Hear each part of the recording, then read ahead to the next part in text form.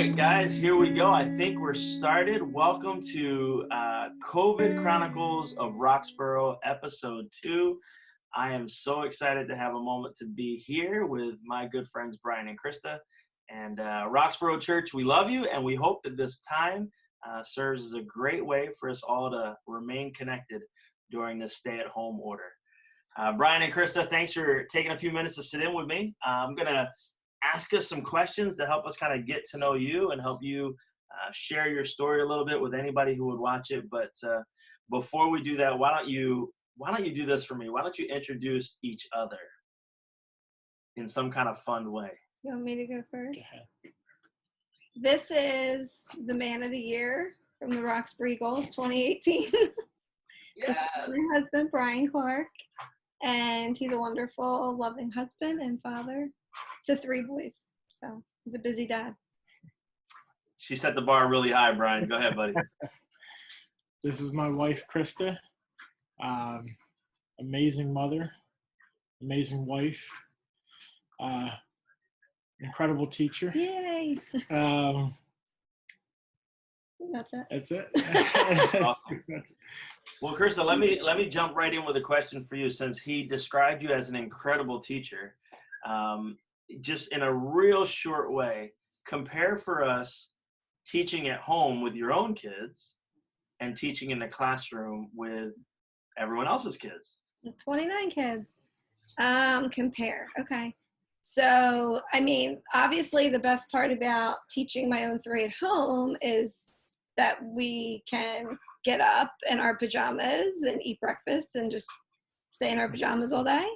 Nice. So definitely not forcing them to have to get dressed every day is a big bonus, because that's always a surprise every day.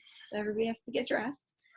But I do miss teaching. I miss the busyness of my day, and I had a very active class, and we did a lot of things outside of the building and outside of the classroom. And so I think that's the biggest difference for me, is I'm used to just moving, going places. And now it's just like home and here. But it is easier to teach 3 than 29. I will say that. I don't know if it's quieter. I don't think it's quieter, but it's not so bad for me. There you go. Krista, what school do you teach at? I teach at McCluskey. It's in Mount Airy. It's actually right at the Cheltenham, Springfield borders. So it's in a little corner. Yeah. Suburbs. Is it pretty close to Philmont? It's very close to Philmont. So like Philmont, you would go straight down Bells Mill. What's Bells Mill become on the other side? Instead of going down Bells Mill, you go down Ivy Hill Road. But yeah. Okay. Oh, okay. Yeah. Maybe. There you go. All right. Very cool. Very cool. And Brian, what do you do? I am a home theater installer, so I do TV installations, mounting them, home audio, home theaters, movie rooms, things like that. Wow. Troubleshooting. Who do you do that? And who do you do that for? Is that on your own or for somebody? And I work for Best Buy. Okay. All right. So I go to Best Buy, I pick out what I want, and then they bring you in to install it. Yep. That's pretty cool. That's pretty cool. So I'm guessing that has stalled out right now? Yes. Right now, we're not allowed in home. So right now, I'm just doing some small partial deliveries for Best Buy. Okay. If you buy things online, pay for next day, you may get me. Okay. Dropping it off. Yeah, dropping it off. So the install guy now became the delivery guy. Yeah. That's awesome. So are you just doing local? Like, where have they had you running? I mean, we could be anywhere. So, I mean, it's mostly local. Okay. But our local is normally a 20-mile radius around the store. So. Okay. And that's out of the one on the Conshohocken one? Yes. All right. All right. Well, somebody popped in. Who is that? Say hi, Keegan. Say hi, Keegs. Keegan, what's up, buddy? You made it. You're on episode 2. Episode 2. Peanut. Glad you're with us. All right. Well, look, I got some questions I want to ask you that I think will help everybody to kind of connect a bit more. And so let's rattle away. Chris and Brian, tell us a little bit of your story. How did you meet? Where did you come from? And how did you end up in the greater Roxborough area? Whoever wants to take a shot at it, just talk back and forth. I don't know if he remembers how we met sometimes. So we kind of met through like mutual friends. We both grew up in the neighborhood.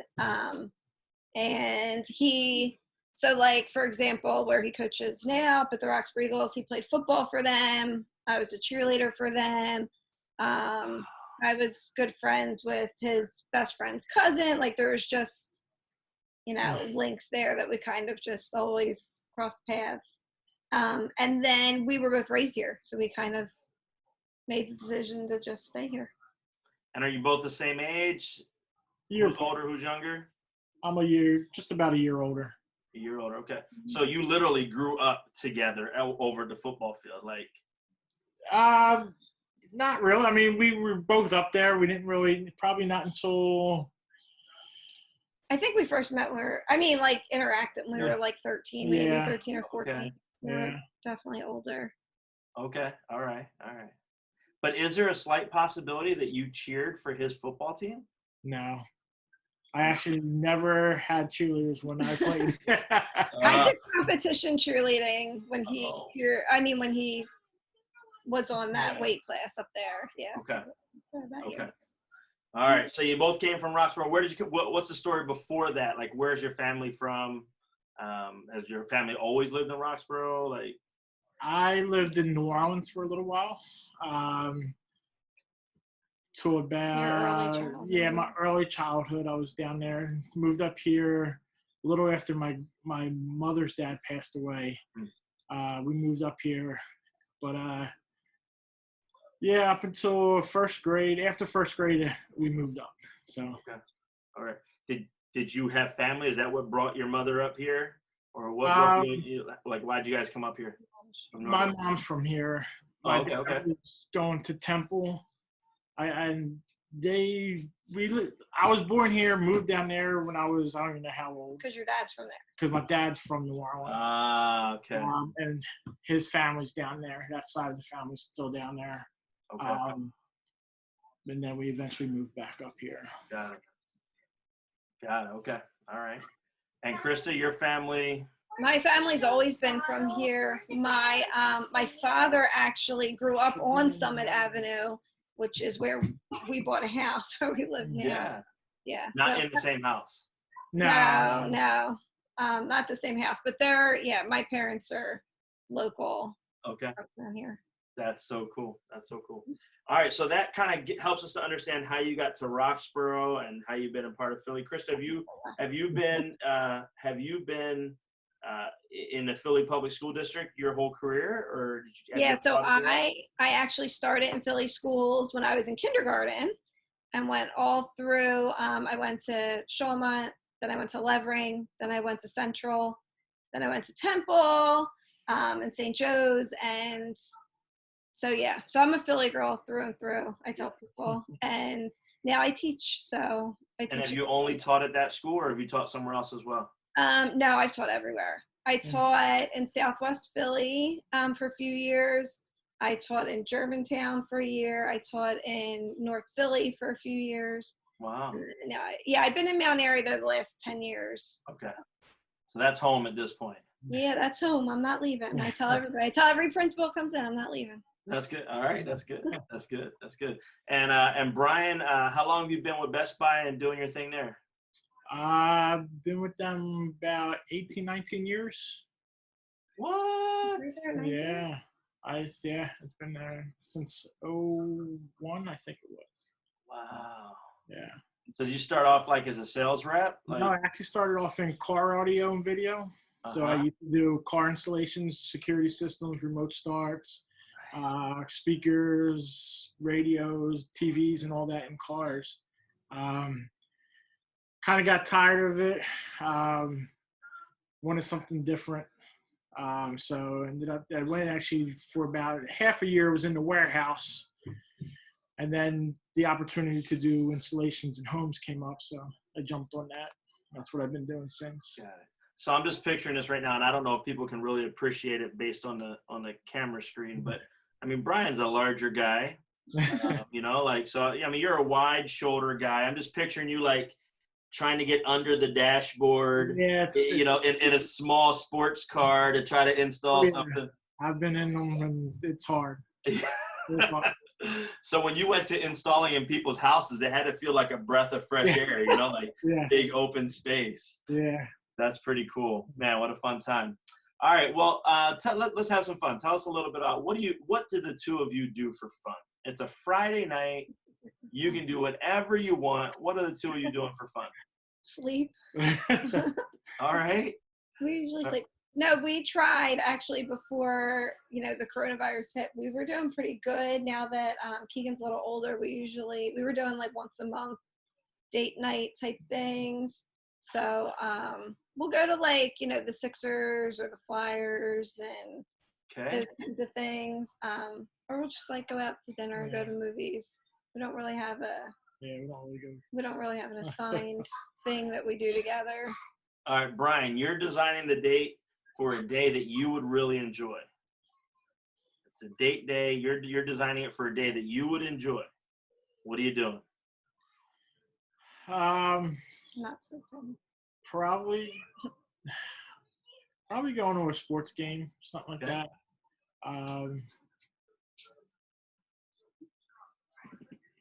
Maybe out to eat, or maybe just going to a movie. That's it. Not too Nothing too crazy. Yeah. All right, Krista, same thing. You're designing it for a day that you would really enjoy. What are you picking? Well, I know something he forgot that he likes, he likes getting like massages, couples massages and stuff. Yeah. I'm not as big a fan of that. I'm not as big a fan into those types of things. But my favorite place, like we'll usually in the summer go to the beach, go out to dinner, walk on the beach at sunset, go get ice cream. That's awesome. What's your go-to beach? My parents have a place right near Cape May Bay. Mm-hmm. So normally that's where we go. And for a while, for a few years, my brother was a manager at Harrah's and AC. Uh-huh. We've also gone down, you know, to Atlantic City. And that hotel's really nice. Did I hear that he has now moved to Vegas? Yeah. He got his dream job in Vegas. Managing at a casino and hotel, and then COVID hit. So now he's unemployed and he's in Vegas. Wow. All right. Well, all those things seem a lot of fun. Cape May Beach sounds like a good time, and you know, definitely hitting up a sports games. Couples massages are great. Michelle and I do them. We love them. I think I love them more than she does. She says I talk too much during couples massages. I'm like, you're there, you're laying there, it's relaxing, you talk. That's what you do. I don't know. Enough about me. All right, so Chris, I know this story a little bit, but could you give us the real abbreviated version of how you two ended up at Roxborough Church? Okay. The funny story. Yeah. So my father is very good friends with Bill, and so I'm trying to think it like when he told us this. We were invited by my father's friend to Roxborough Church, and he kept saying, I think you'll really like the new pastor and his wife. They remind me so much of you and your husband. And so Brian and I were just like, oh, they're, you know, an interracial couple. Mm-hmm. And then the first time we went to church and we saw you and Michelle, we looked at each other and we went, oh my goodness, you look just like us. It's twinsies. And so Brian gets a lot like, are you Ray's brother? And, you know, so. You should just start saying yes, Brian. It was Run the story. It was just so funny because we didn't expect it. Like, wow. Yeah. So now that would have been, we've been at Roxborough now for 9 years. Mm-hmm. So how long have y'all been there? So I mean, we've been coming for at least 7, I would say, and then joined 5 years ago, maybe. Sounds about right. About right. That's so cool. All right. Tell us something that people just assume about you. And maybe it's something that is actually true or not true, right? Like just something you think people tend to assume about the two of you. Can I do Brian's? Yeah, sure. So, yeah. There's no rules to this. People always assume he can speak Spanish, and he can't at all. He took German in high school, so I always think it's so funny because he is so lost and confused. When we were in LA, my brother used to live in LA. When we were in LA, we were going out to dinner, different things, and there's a high Spanish speaking population there, and they would come over and just start talking to Brian in Spanish, and it was so funny because I would always tell him, I'm like, you're the worst Mexican ever because you don't know Spanish. Brian, what is your nationality? What's your nationality? Question of the year. Yeah. It's a bunch. It's a lot. Okay. Some Hungarian, African, Irish. Just a mix of everything. No Spanish at all? No. Got it. All right. I think he's even a little bit Asian, but not. Got it. All right. Very cool. Very cool.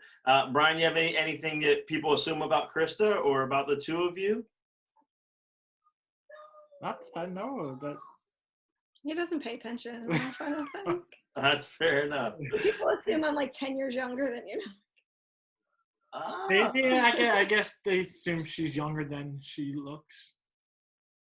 Yeah. She looks younger than she is. Yeah, I'll help you with that one. Yeah. All right, that's that's the Spanish speaking one kind of makes us feel even more connected. So Michelle and I get that often. We get that often. People stop me and want to talk, and I'm like, and I actually took it in school for a long time, and I was just a bad student, so I'm still out of luck. But there you go. If you could finish this sentence. If you could, you would what? Dream big here. You have a big dream.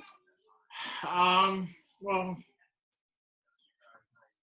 I guess, I don't know. Growing up, I always wanted to be a professional baseball player. Basketball. What about the sports thing? Well, that's even. Oh, hold on. Don't go away from the basketball. You wanted to be a professional. When you said professional, I did not expect to hear you say basketball after. No, baseball. Baseball. Yeah. Baseball. Okay. But that, I don't know. But the biggest, I guess the biggest thing is I would love to be able to open up a kind of like a sports family place in this area. Yes. So if I had, enough money, if you could, you would. I would, yeah. Yeah, so good. That would be a ton of fun. Krista, what about you? If you could, what would you do? So I always said if I win the lottery, I would take over the school district and fix it. So that's if I could, I would. All right. And I'm not even saying I would be in charge, but I feel like I've worked long enough. I know the right people to put in charge. That's good, yeah. So without going too deep into it, tell us one thing that you would change. One thing I would change. Just tell us one thing. I guess the biggest thing I would change would have to be the buildings that just need to be gutted and just gut it and redone. Yeah. Okay. All right. Krista for school. What's the word there? The superintendent of schools for Philadelphia. I don't know what that position is, but we're gonna cheer for it. Yeah. All right. What about travel? Have you guys traveled anywhere? A few places. Yeah. Okay. Tell us about it. Where have you traveled that you really liked? Where have you traveled that you really liked? A place, not even a different place. Well, I think our favorite place is Disney. Yeah, that's our favorite place. But as far as, I guess, outside the country, we've been to St. Thomas. Wow. Really loved it there. We've been to Jamaica. We have, but Yeah. You saying it's a step down from St. Thomas? Yeah, I think so. yeah, some of the experiences were not. Okay. I would say San Francisco. We went to visit my cousin Keegan. Sorry. We went to visit my cousin that lived for a while outside San Francisco, and we had a really good time. It was, I always would say, like, I think maybe because I always joke that Brian lived at the bottom of the hill because he lived at like the bottom of Leverington Avenue, and I lived like up towards Ridge. And so I would joke and say, like, San Francisco feels like home because there's so many hills. We could always live there. We would fit right in. Right. That's cool. Yeah, that's awesome. We're going to wind down to the end of our time here in just a minute. So I want to see if we can get one or two more kind of help us to understand more about your connection with the church. So tell us something that has helped you to feel connected to Roxborough Church, or maybe the why. Why have you stayed? You've been with us for 7 years. Why has it become home for you? I know, like, a big part for us was we just feel like the church is really active in the community, and that's something that's really important to us. With, reaching out to children, and I just lost my train of thought. The other thing I was going to say. And then I think another important thing for us was like diversity, and feeling like we were in a place where there were lots of other people that could like understand, similar things that we were going through, not just, like even with age and stuff, like having other families with children the same age and those types of things were pretty important. Yeah. Same answer, Brian? Yeah, pretty much. I just, pretty much the same. Great. It's great. What are you learning right now? Like we're all stuck in our houses. We're all like in a different season of life right now than we thought we would be at this time. I mean, we're recording real time. It's Friday of Memorial Day weekend. We probably never would have imagined this is what we would be doing on Friday of Memorial Day weekend. So what are you learning, and specifically, like, how are you seeing God in the midst of it? Let me start first. So I think one thing like that I feel like, your faith can always grow. Like, I'm very good about saying, God puts you where he wants you and where he needs you. And I really do believe that. And I think, and I think with all the coronavirus going on, we had to put that kind of faith into practice from a distance. I don't know if that makes sense. Like, normally when somebody you love is sick, you go and you do and you help. And so I think just like not feeling like you're using your hands in that faith and just relying on, prayer, because like I've had students with it and their parents.